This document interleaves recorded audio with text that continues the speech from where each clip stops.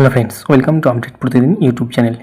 বন্ধুরা, আবাসিক একটা স্কুলে শিক্ষক নিয়োগের অফিসিয়াল বিজ্ঞপ্তি প্রকাশিত হয়েছে। আমি সেই অফিসিয়াল বিজ্ঞপ্তি আপনাদের সামনে তুলে ধরব।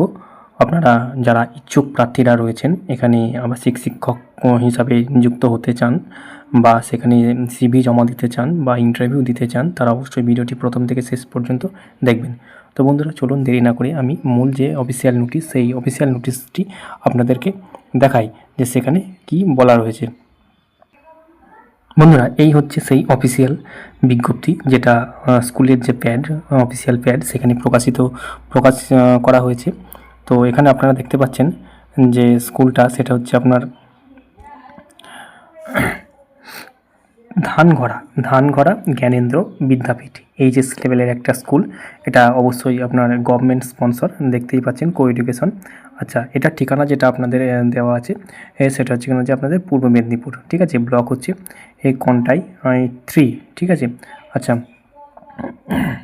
আচ্ছা, এখানে কী হয়েছে দেখুন, আমি অফিসিয়াল বিজ্ঞপ্তিটা আপনাদের সামনে একটু বলে দিচ্ছি।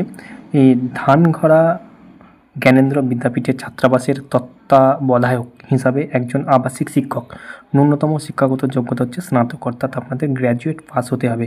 এক্সট্রা কিছু যোগ্যতা কিন্তু এখানে চাওয়া হয়নি। আপনারা যদি নর্মাল একটা গ্র্যাজুয়েট প্রার্থী হন, অবশ্যই এখানে অ্যাপ্লাই করতে পারবেন।